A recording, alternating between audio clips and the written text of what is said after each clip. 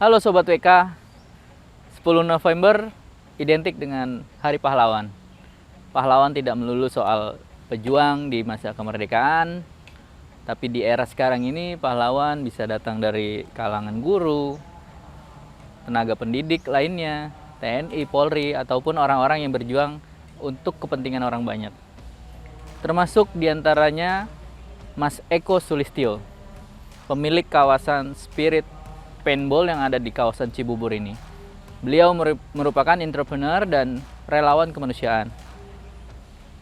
Beliau sudah keliling dari satu kota ke kota lainnya, dari satu negara ke negara lainnya untuk membawa bantuan kepada para korban konflik akibat bencana pun akibat perang yang berkecamuk di negara tersebut. Bagaimana kisahnya? Saksikan terus tayangan ini.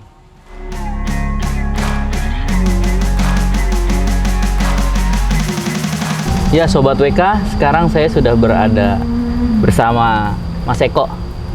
Ini sama-sama Eko, tapi yang satu nih udah keliling dunia. Jadi Mas Eko apa kabarnya? Baik, alhamdulillah sehat-sehat dan ya yang penting kan zaman-zaman begini ya, penting sehat alhamdulillah, terus juga tetap gembira, tetap semangat, tetap membantu orang, ya itu aja yang saya syukurin. Alhamdulillah sehat terus. Ya, jadi saya sedang berada di kawasan Cibubur, di wahana apa ini? Wahana alam, wahana permainan alam. Wahana simulasi tempur, wahana outbound kids yang apa ya? Yang ini menjadi tempat sarana bermain saya, tempat sarana bermain teman-teman pramuka, tempat sarana bermain ya adik-adik lah ya. Nah ini bisa diceritakan nih Pak, awal mula berdirinya usaha ini. Jadi saya tuh sebenarnya dulu background saya tuh kuliah saya di geografi di UNJ ya, saya kuliah di geografi UNJ, terus background saya waktu SMA ikut pecinta alam. Nah jadi saya SMA 3 Setiabudi, saya backgroundnya dulu ikut pecinta alam, terus memang aktivitas saya kebanyakan di outdoor activity ya, jadi kegiatan alam bebas, berapa kali kerja di berbagai tempat, tapi ada sense yang saya tuh berbeda ya. Kalau kita tuh di alam terbuka, saya bisa kayak gini nih, kan kita cium-cium rumput, kita dengar-dengar tuh barusan burung-burung. Itu yang saya rasakan, sehingga saya akhirnya memilih bisnis, atau bukan bisnis, entrepreneur lah ya, berwirausaha di bidang kegiatan alam terbuka gitu Mas. Yang saya tahu karena 2004 tadi ada tsunami di Aceh. Mas Eko dititipi barang ya, membeli barang. Nah itu selanjutnya gimana ceritanya? Jadi tahun 2004 itu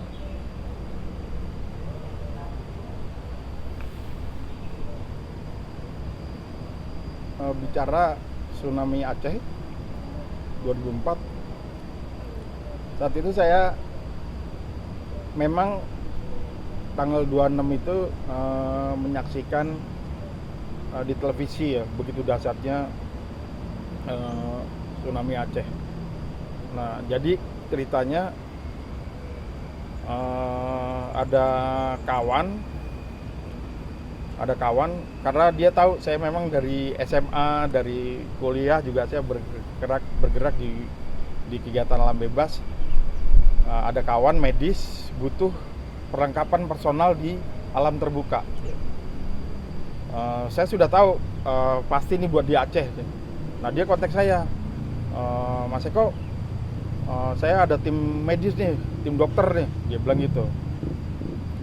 Tanggal 26 tuh malamnya, kan kejadiannya pagi. Ya ada yang bisa saya bantu, Mas, Mbak? Ya ini mereka nih butuh perlengkapan personal, karena saya nggak tahu, kata dia gitu. Jadi dari carrier, sleeping bag, tenda, jas hujan, pokoknya perlengkapan individu untuk di alam terbuka.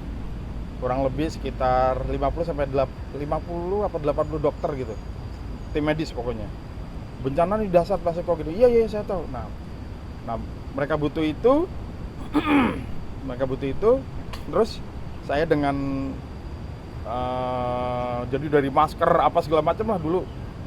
Nah saya kebetulan punya teman-teman yang memang punya usaha itu, teman-teman ya, jadi fabrikasi apa segala macam. Saya kontak teman-teman itu, semua dia barang terkumpul dengan anggaran yang sudah disediakan. Nah barang itu saya bawa tuh, karena ternyata teman-teman medis ini sudah menyewa pesawat terbang. Mas Eko terbang dari Jakarta ke Aceh dengan barang-barang itu? Iya, dengan barang-barang itu sendiri saya. Karena tadinya mau jemput tim dokter itu. Terus? Nah, mau jemput tim dokter itu, ternyata tim dokter atau tim medis itu belum siap. Ketika Mas Eko tiba di Aceh? Bukan. Begitu barang-barang sudah di loading di pesawat itu. Okay. Satu, kenapa belum siap? Satu, tentunya orang butuh persiapan ya. Jadi mungkin teman-teman di sini kaget. Yang pertama. Yang kedua, karena banyak orang harus ada waktu. Yang ketiga, Aceh waktu itu masih ada konflik kemanusiaan, kalau nggak salah masih ada status darurat militer tahun 2004 tuh. Nah terus,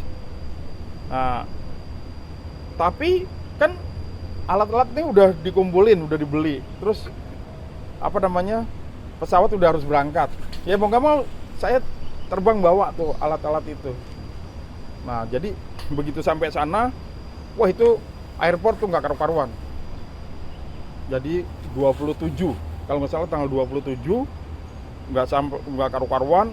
Ya kita mau nggak mau turunin barang. Terus yang jamin aja saya nggak tahu siapa waktu itu, pokoknya barang dikumpulin dulu deh.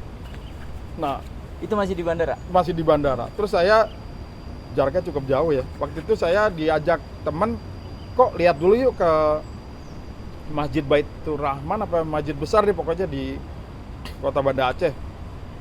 Naik motor tuh, wah itu aja nggak karu-karuan, banyak orang-orang di jalan. Oh itu banyak banyak jenazah-jenazah tuh saudara-saudara kita.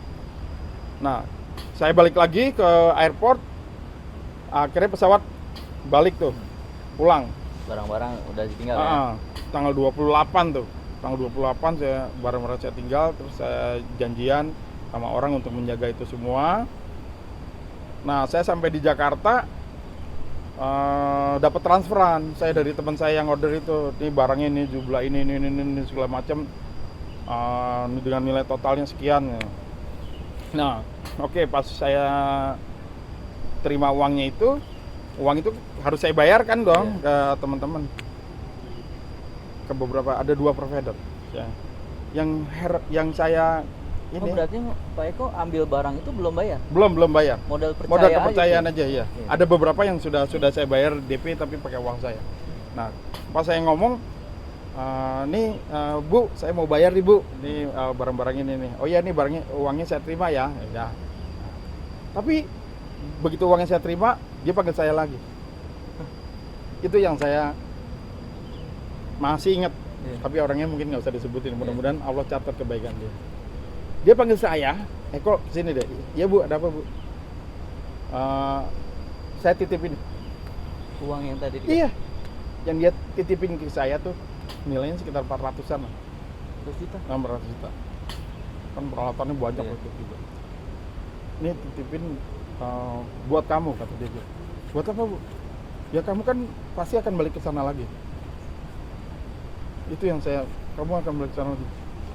Saya tuh, tadi saya buat bayar ini Bu, nggak usah udah. Nih sekarang ini yang bisa saya antar, kata dia. Terus saya datang lagi ke teman saya lagi.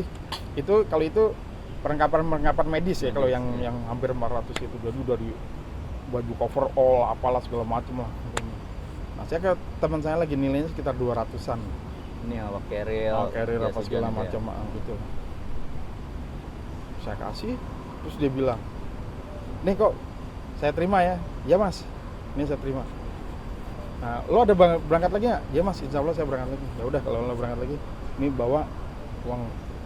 Saya masih merinding. Ya, jadi saya tuh, itu yang jadi dalam pikiran saya. Orang tuh kalau mengawali sesuatu dengan kebaikan semuanya mudah, dan dalam pikiran saya ini benar nih, iya udah buat kamu, bawa kamu kalau ke sana lagi. Saya saat itu langsung pulang. Saya pulang, saya ketemu istri saya. Saya masih ingat tuh kata-kata saya gini ke istri saya. Ini rakyat Aceh sedang menderita tuh, lihat ya di TV. Ada yang nangis, ada yang luka, ada yang ini. Tapi di sependeritaan rakyat Aceh kita malah terima uang. 600. Saya gitu ya. Saya terima uang. Bukan uang itu aja, kan teman saya ngasih uang saya juga buat operasional, buat saya warwiri, urus segala macam. Terus kita gimana ya rasanya terima uang dari hasil kita jualan, tapi jualan itu karena penderitaan orang, karena rakyat Aceh tertimpa bencana saat itu. Terus saya bilang sama istri saya, apapun yang terjadi saya akan berangkat ke Aceh kembali, saya bilang gitu. Terus istri mengizinkan. Cari tiket pesawat sulit. Tanggal berapa? Tanggal 28, 29 lah. Saya lupa ya antara itu, pokoknya udah mau akhir-akhir, tapi masih masih minggu-minggu awal. Gayung bersambut. Memang itu, tadi saya juga segala sesuatunya saya juga heran. Ada teman dari BUMN Peduli kontak saya bahwa dia mau berangkatkan timnya. Nah sementara dia mau berangkat, dia nggak tahu tuh alat apa aja yang mau dibawa dari BUMN, yang dari Badan Usaha Milik Negara lah, saya nggak usah sebutkan. Dia panggil saya, terus saya suruh presentasi ke pimpinannya, ke karyawan-karyawan yang mau berangkat. Saya presentasi, saya ceritakan kondisi di sana begini. Akhirnya saya dimasukin dalam tim itu dan bisa berangkat dengan mudah tanpa saya beli tiket pesawat, bayangin. Jadi ikut kayak rombongan BUMN. Jadi malah ikut itu rombongan itu. Terus akhirnya berangkat lagi tanpa ngeluarin duit loh. Padahal saya udah nyiapin uang mau beli tiket pesawat. Akhirnya saya berangkat lagi, ya berbulan-bulan lah saya di sana. Terus berganti-ganti NGO, berganti-ganti lembaga-lembaga kemanusiaan. Di sanalah saya banyak kenal lembaga-lembaga kemanusiaan dari internasional. Salah satunya Lazarus Human Aid from Finland. Itulah lembaga kemanusiaan yang saya tempelin, bukan tempelin, maksudnya saya bergabung di Aceh waktu itu. Lazarus Human Aid from Finland dari Finlandia ya. Dulu kan kalau nggak salah Finlandia adalah salah satu negara yang di Aceh juga rekonsiliasi perdamaian di Aceh waktu itu. Tapi saya kurang tahu apakah Lazarus ini atau dari governmentnya pemerintah Finlandia, saya kurang tahu. Tapi waktu itu saya bantu untuk korban tsunami Aceh dari Finland waktu itu. Setelah berbulan-bulan di Aceh, kembali. Nah, perjalanan berikutnya atau Aceh itu yang menguatkan Pak Eko, Mas Eko untuk kayaknya saya di jalanan. Iya. Jadi memang dari Aceh itulah yang apa ya, yang spektakuler ya. Jadi saya tuh bawa uang, kita bagi-bagiin, kita distribusikan. Uangnya tuh nggak habis-habis. Heran saya juga. Ada aja. Iya, jadi saya tuh berangkat pulang pergi Jakarta, Aceh, Jakarta gitu kan, tiket pesawat, makan itu kan kita prepare, kita sediakan. Malah nggak kepake. Kita makan kadang-kadang disediakan orang, dipanggil orang untungnya akhirnya kita nggak pernah jajan. Saat itu kan mau jajan juga susah di sana kan, waktu itu di awal-awal tuh nggak ada yang orang jualan. Terus kita mau pergi kemana, banyak pesawat-pesawat internasional, kita numpang pesawat dari Amerika, kita numpang pesawat dari Australia, kita numpang dari pesawat dari Jepang, dari Korea, dari Singapura. Waktu itu jadinya saya tuh banyak hal yang luar biasa ya. Jadi kalau pikir wah biayanya gede gini, ternyata itu terbantahkan semua. Saya ngerasa terbantahkan. Jadi saya banyak uang malah tidak uang operasional saya sendiri waktu itu memang saya gunakan pakai uang operasional sendiri, nggak banyak kebuang, nggak banyak ini. Nah dari habis Aceh nggak lama tuh saya banyak di Aceh. Habis itu saya berangkat umroh. saya berangkat umroh. Umroh pertama saya tuh habis dari Aceh itu. Karena memang terketuk atau? Iya, saya memang waktu dari Aceh tuh yang orang sering ngomong Aceh Serambi Mekah. Saya sholat di beberapa masjid di Aceh. Ya Allah, mudah-mudahan saya di Serambi Mekah ini jalan saya menuju Mekah. Terus alhamdulillah tuh saya habis dari Aceh, nggak lama saya berangkat ke Mekah. Di Mekah itulah bukan momentum ya, saya memang kan di Mekah, Madinah itu kan banyak tempat-tempat yang mustajabah ya, doa. Nah, doa yang saya sebutkan salah satunya ya Allah, saya ini kan orangnya suka jalan-jalan ya. Saya jadikan orang yang suka volunteer, suka adventurer gitu. Saya suka jalan-jalan, tapi jadikan jalan-jalan saya ini jalan-jalan yang bermanfaat. Nah, mungkin saya dulu dari SMA naik gunung, manjat tebing gitu ya, jalan-jalan lah ya. Tapi kan mungkin hanya untuk self aja, kesenangan sendiri, self confident, self fun gitu, buat sendiri aja senang. Kalau bahasa sekarang healing juga gitu. Ya gitu. Nah, untuk sendiri aja. Nah, saya doanya itu, ya Allah jadikan saya orang yang tetap bisa jalan-jalan, tapi jalan-jalan ini yang memberikan manfaat pada orang-orang. Nah, alhamdulillah doanya sepertinya doa itu terjawab. Ya, saya coba kemana keliling negeri ini, baik di Indonesia, daerah-daerah terpencil, saya coba sambangin. Saya sambil berkegiatan kemanusiaan. Nah, itu tadi dana yang dititipkan pihak-pihak luar atau gimana, Pak? Atau jadi yaudah, kalau dana bantuan biasanya yang sering saya lakukan adalah saya berangkat ke suatu tempat dengan dana saya pribadi sendiri. Memang tidak banyak. Memang misalnya begini, untuk pergi ke suatu daerah, misalnya ke Turki, membutuhkan dana sekitar 30 sampai 40 juta gitu misalnya. Paling saya bawa dana 100 juta. Dana pribadi 100 juta.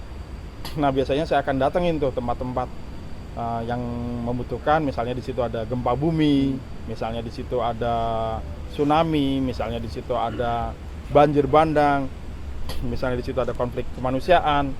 Nah, kita datengin kamp-kamp pengungsiannya. Nah, biasanya saya akan hubungi mitra-mitra lokal setempat. Nah, disitulah saya bantu sekuat tenaga saya, baru saya posting tuh biasanya. Itulah kekuatan media sosial ya. Jadi media sosial tuh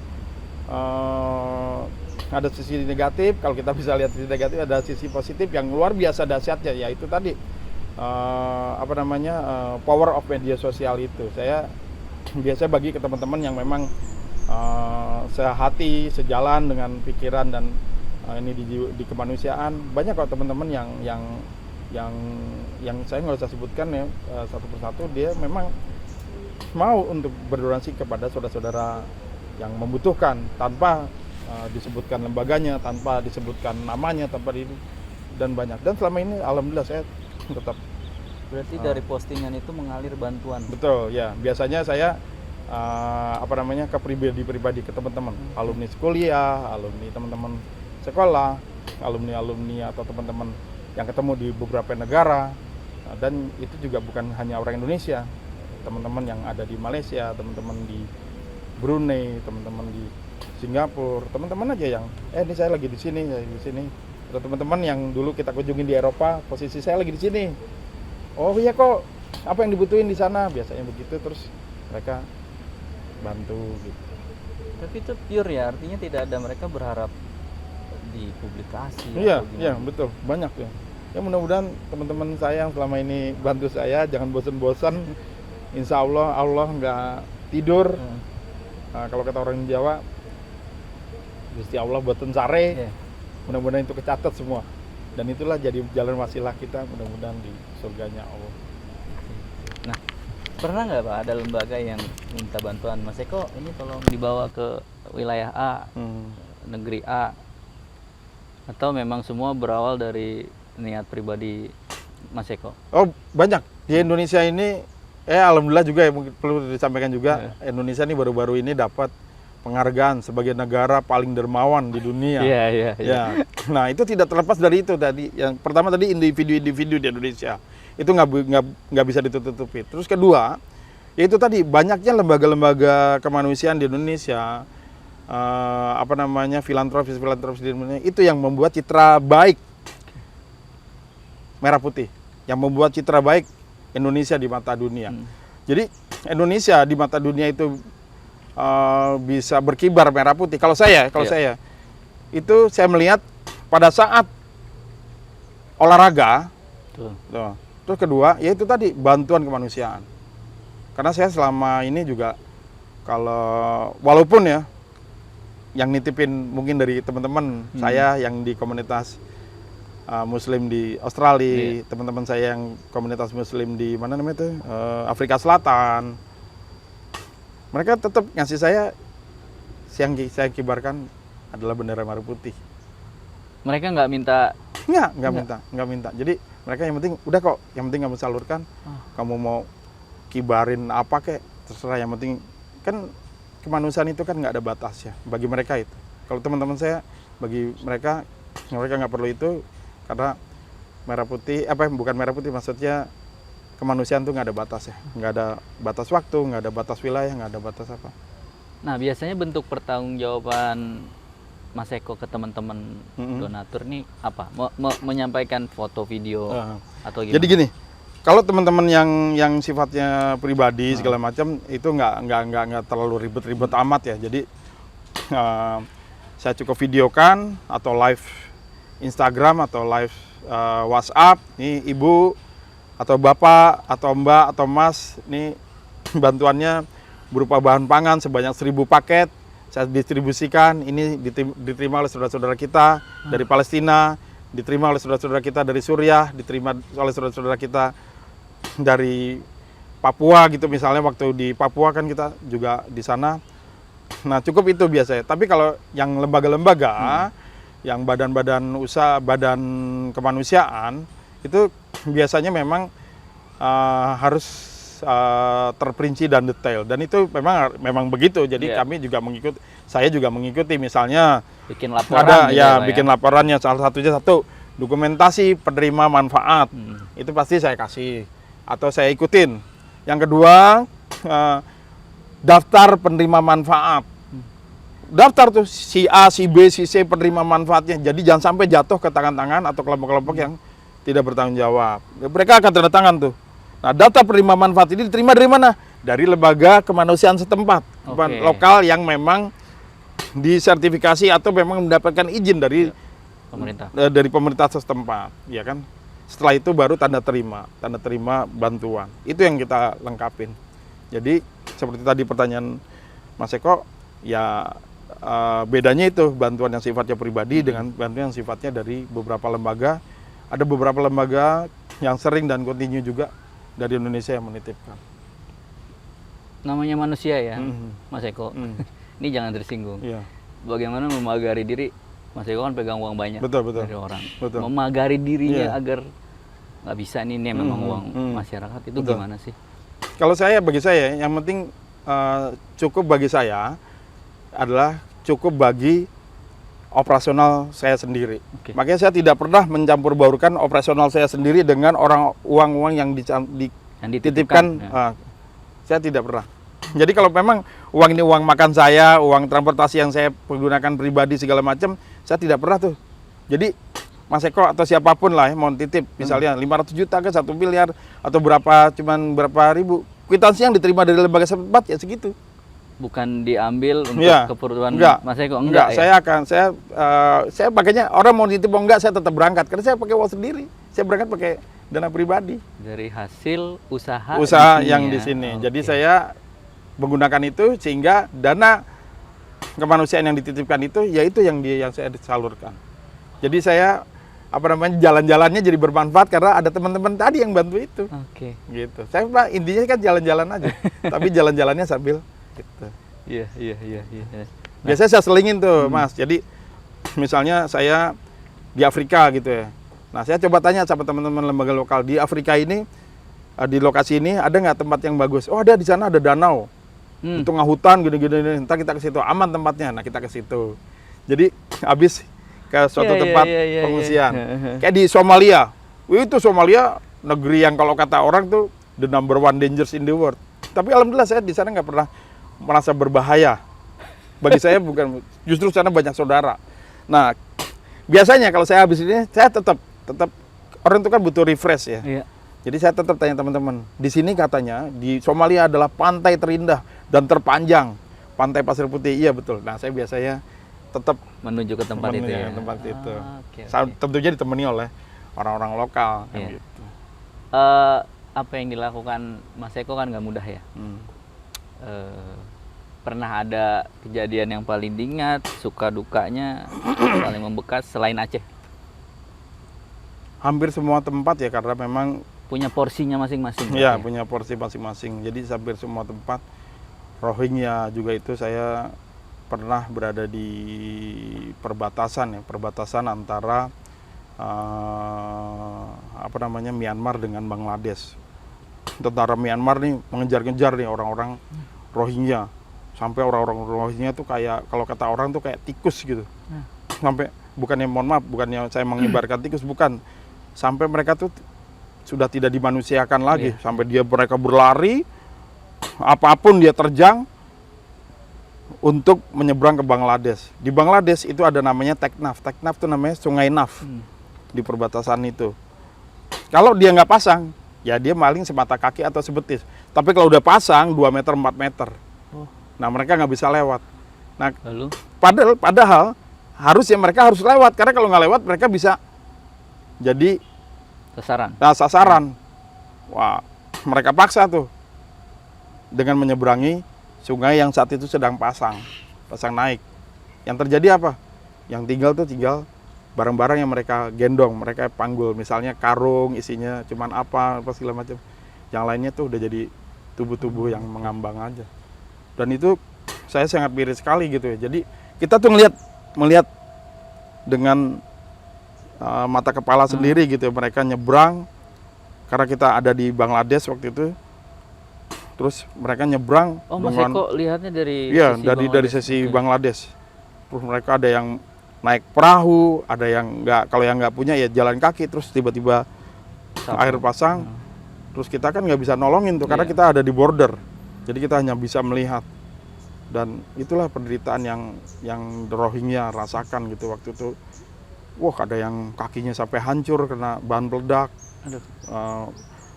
Digotongnya cuman pakai gerobak gitu ya. Saya juga melihat sangat itu miris sekali.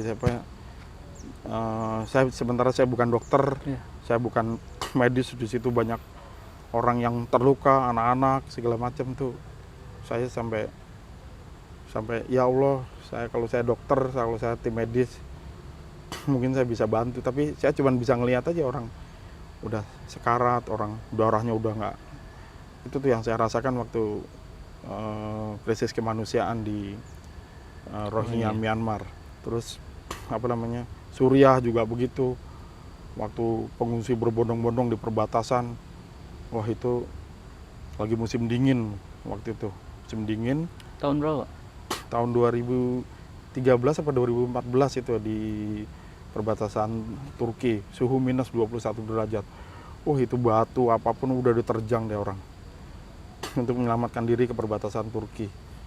Itu juga saya menyedihkan, melihat anak-anak luka-luka. Itu yang saya pernah juga waktu di Rohingya tuh, orang pada melintas, pada kelaparan, karena berminggu-minggu kan jalan dari lintas batas dari Myanmar ke Bangladesh, kelaparan. Tapi saya salut tuh, ada mereka berbaris, diminta berbaris untuk kita bagikan makanan, mereka berbaris. Tapi ada anak-anak kecil yang kita kasih biskuit. Saya itu kan makanan cepat saji kan mereka sangat butuhkan, kita kasih makan roti, biskuit dan segala macam. Tapi ada anak tuh yang yang dia malah membagikan itu ke teman-temannya. Jadi saya dibantu gitu, dia bagiin. Itu yang bagi saya ternyata di balik kesusahan orang tuh ada orang yang masih mau berbagi. Nah, Itulah yang Padahal mungkin dia lapar juga ya. Padahal saat mungkin itu. dia lapar juga. Tapi saya masih ingat itu. Kalau ini Pak, Palestina Israel itu pernah Mm-mm. ada pengalaman kasih bantuan ke Ya saya lama ngurusin dari 2013 sampai saat ini. Saya bergerak di bidang khusus kemanusiaan untuk saudara-saudara kita Palestina dan Suriah di Jordania. Karena perlu kita ketahui bahwa pengungsi Palestina itu paling besar di Jordania. Oke. Mungkin Jumlahnya? banyak orang nggak tahu ya. Jumlahnya 4 juta lebih. Sementara jumlah penduduk di tepi barat, mohon maaf kalau saya nanti dikoreksi, nggak Iya. apa-apa, di tepi barat atau di Gaza itu nggak lebih dari 2 juta orang. Jadi lebih banyak orang berjumlah 4 juta lebih yang berada Di luar negaranya? di luar negaranya. Oke. Dan itu ada dan orang-orang Palestina yang di luar negaranya yang berada di pengungsian-pengungsian itu tidak memiliki hak-hak hidup, hak-hak dasar hidup mereka hilang. Bayangin, adakah orang yang hak hidupnya sampai hilang di Indonesia ini? Makanya kenapa sih funding father kita sampai kapanpun, ya kan kalau nggak salah Pak Soekarno bilang Iya. sampai kapanpun rakyat Indonesia akan mendukung kemerdekaan Palestina. Karena penjajahan itu adalah hak segala bangsa dan penjajahan itu tidak berperi kemanusiaan dan berperi keadilan. Contohnya gini, di kamp-kamp pengungsian Palestina itu 3 hak hidup mereka tercabut. Yang pertama, orang Palestina tuh nggak boleh sakit. Oke. Ya, di kamp pengungsian loh. Kenapa kalau sakit? Karena tidak ada fasilitas kesehatan. Jadi orang-orang Palestina tuh butuh tuh. Coba di Indonesia, orang nggak dilayanin di puskesmas, nggak dilayanin di rumah sakit, wah bisa diprotes. Kan begitu. Nah jadi di Palestina tuh itu makanya kita di Palestina tuh bikin klinik-klinik kesehatan, mobil-mobil klinik kesehatan tuh kita bikin tuh dari Indonesia. Yang kedua, orang Palestina tuh nggak boleh sekolah, karena nggak ada sekolahan, Bisa ya Pak? nggak ada sekolahan Iya. di kamp pengungsian tuh nggak ada sekolahan, nggak ada. Jadi makanya kita butuh tuh sekolah-sekolahan bergerak gitu. Terus orang Palestina tuh sebenarnya butuh ini juga beasiswa. Oke. Karena di tempat yang ada kita bisa beasiswa kan di negara di Indonesia gitu misalnya.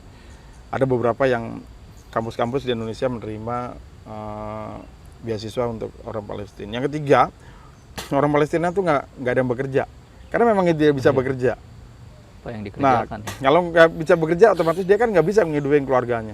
Itu jadi mereka itu 3 hak itulah yang akhirnya mereka hanya membutuhkan bantuan dari internasional atau membutuhkan bantuan dari saudara-saudaranya. Dan saya salutnya juga orang Palestina, kalau saya ngasih bantuan mungkin yang kita bawa nggak banyak, mereka juga share tuh ke saudara-saudaranya. Mereka bagi itu yang saya cukup salut. Jadi dia nggak minta, nggak pernah minta. Orang Palestina sebenarnya nggak minta. Jadi kalau kita kasih ya dia terima. Kalau yang kita kasih nggak cukup ya dia share juga ke saudara-saudaranya. Itu yang saya rasain. Nah, Mas Eko nih nyari apa sebetulnya? Nyari apa ya? Ya saya nyari ridho ya. Satu, saya nyari ridho. Terus kedua, bagi saya hidup itu jangan cuma begini-begini aja. Jadi bagi saya tuh hidup tuh ada dinamika hidup. Mungkin kalau kita hidup biasa-biasa aja, kita tidur di rumah, bangun, ya sholat, ya makan, ya sarapan, terus ketemu istri, ketemu anak, terus begitu. Besok juga begitu, besok juga begitu. Terus bagi teman-teman mungkin yang bekerja ya begitu. Tapi kalau saya datangin tempat-tempat begitu, ada dinamika hidup aja yang berbeda dengan yang saya rasakan. Ya. Ya, itu kan saya ngerasanya begitu. Terdekat akan ada agenda kemana, untuk apa? Ini bulan November, saya biasanya di bulan November ini sudah persiapan untuk winter extreme program musim dingin. Nah itu biasanya saya ke kamp-kamp pengungsian Palestina dan Suriah. Memang yang mereka saat ini masih tinggal di kamp-kamp pengungsian. Tahun lalu aja suhunya sampai minus 17 derajat Celcius. Saya tahun lalu sempat kena hipotermia, saya kena Omikron juga di situ. Tapi alhamdulillah saya bisa pulih, bangkit ya bisa pulih. Saya tuh mungkin obat saya saudara-saudara saya tuh yang ada di pengungsian. Eko, kamu masih sakit tapi ada di flat, ada di penginapan. Gimana kalau saudara-saudara kita yang sakit di tenda-tenda dengan suhu yang begitu ekstrim? Itu yang menguatkan saya tuh. Itu yang menguatkan saya. Makanya walaupun sederhana udah lebih layak dari nah, mereka. saya langsung wah ya. Terus akhirnya ya saya tetap di sana. Nah tahun ini pun malah ke Afghanistan sama Pakistan dulu. Program musim dingin yang dekat-dekat ini baru tetap ke, karena mereka masih di camp-camp pengungsian hidup. Nah, selain kisah hidup yang tadi yang dilandasi pengalaman di Aceh dan daerah-daerah lain yang menyusul dari tahun ke tahun nggak pernah absen, apakah ini dilatar belakangi kesulitan ketika Mas Eko berkembang atau tumbuh di keluarga? Ya saya Jali dulu hidup saya juga memang dari keluarga nggak ini ya, jadi saya nggak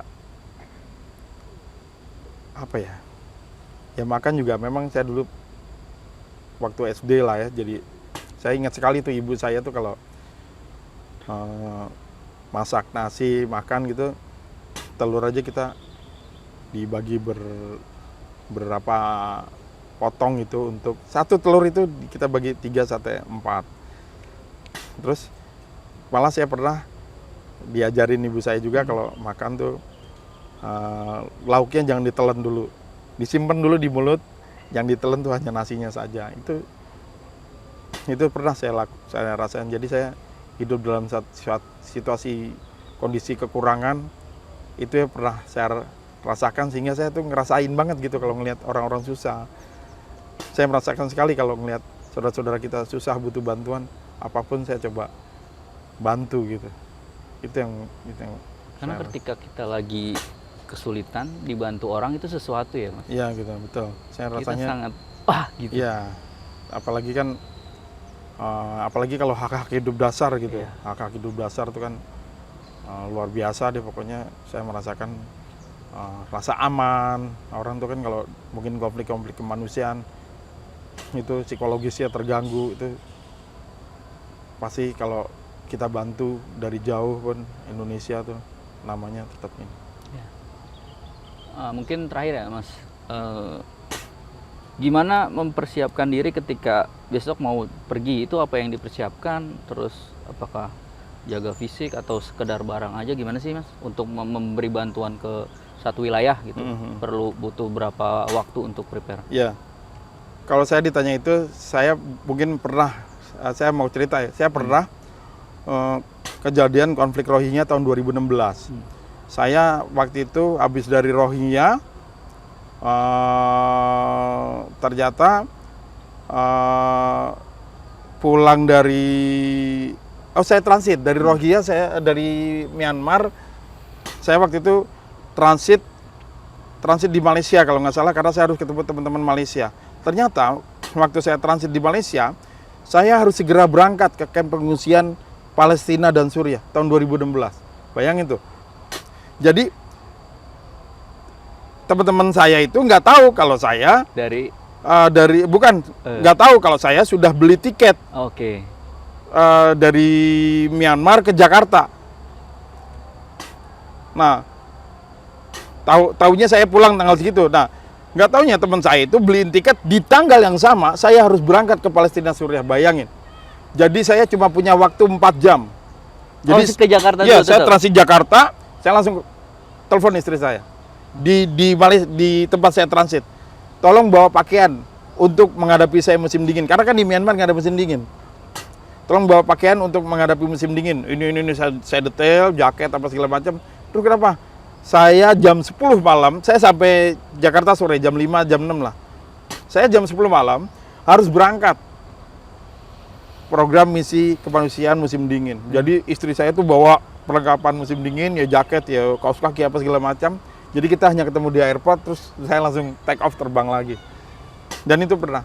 Dan kalau tadi Mas Eko tanya apa persiapan apa, ya tentunya itu hal yang di luar dugaan, hal yang tidak bisa diprediksi. Nah, tapi biasanya tergantung kondisi medan apa, tergantung kondisi cuaca apa yang akan kita hadapin. Biasanya begitu. Jadi misalnya gini, gempa Lombok, misalnya waktu itu tahun 2018 ya kalau nggak salah, gempa Lombok misalnya. Nanti di gempa Lombok tuh saya biasanya karena kita tahu karakter Lombok, Lombok daerahnya daerah pantainya cukup panas, daerah pegunungannya, daerah Sembalun dekat Rinjani dingin. Daerahnya dari mana? Lombok Utara yang banyak kena terdampak bencana gempa.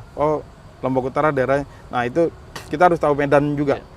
Nah, jadi yang perlu dibawa ternyata pakaiannya ini dan perlengkapannya ini kan tentunya beda. Nah, saya harus berangkat musim dingin. Musim dingin berarti yang dibawa perlengkapan musim dingin. Ini segala macam. Nah, biasanya itu yang saya persiapkan. Jadi saya harus tahu ilmu medan dulu, kenal medan. Terus persiapan lain fisik, ya saya kalau lagi persiapan fisik, saya nggak begadang, saya nggak merokok, karena sekali lagi relawan itu kan fisik itu kan jadi nomor satu. Tenaga tuh atau kesehatan tuh paling penting. Apapun lah, mau jadi relawan, mau jadi apa, nah itu yang saya jaga. Jadi fisik tuh saya selalu jaga juga. Oke, fisik yang paling penting. Kalau bicara istri dan anak pasti sudah menerima. Gitu. Iya. Mas Eko menggambarkan keluarga inti ini bagaimana sih? Maksudnya keluarga saya gitu? Istri menurut Mas Eko sosok seperti apa? Saya kadang-kadang memang mungkin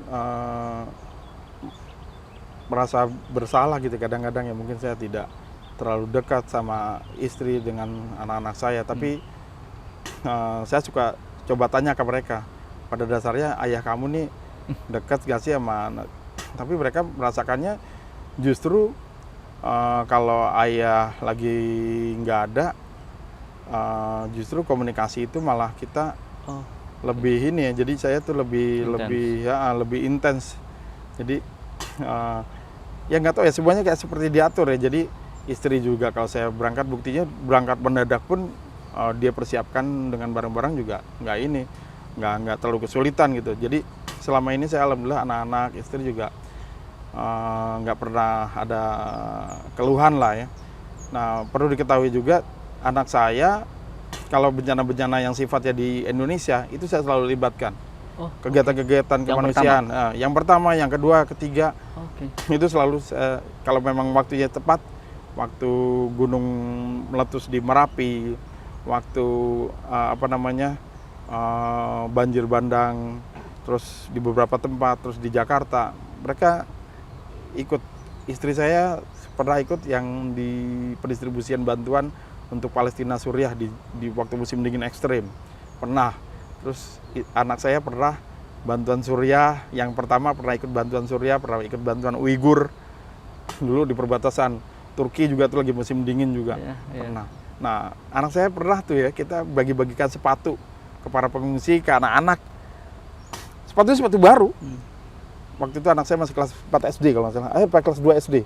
Terus saya bilang, kakak nggak mau tuh sepatu. Ambil tuh. Kakak tinggal ambil aja, pilih. Kan ada sepatu merek-merek terkenal lah, Adidas, Nike, Puma, apa sih. Memang sumbangan sih dari orang. Tapi saya bilang ke dia, kakak tuh ambil aja kalau mau. Terus dia bilang gini, saya terharu juga. Dia bilang, enggak kakak, nggak usah. Kakak nggak mau, kata dia gitu. Kakak kan bisa minta ke ayah. Tapi kalau yang ini anak kelas 2 SD loh, dia udah ngomong gitu. Dia udah bisa membedakan. Saya nggak perlu, biar teman-teman aja. Terus saya langsung, saya cukup itu juga apa nih ya? Kaget juga dengan jawaban dia gitu. Ya udah kak, kalau nggak kamu kasih, udah sepatu, ikut bagiin dia tuh sepatu waktu itu di Merapi. Saya ingat tahun 2010.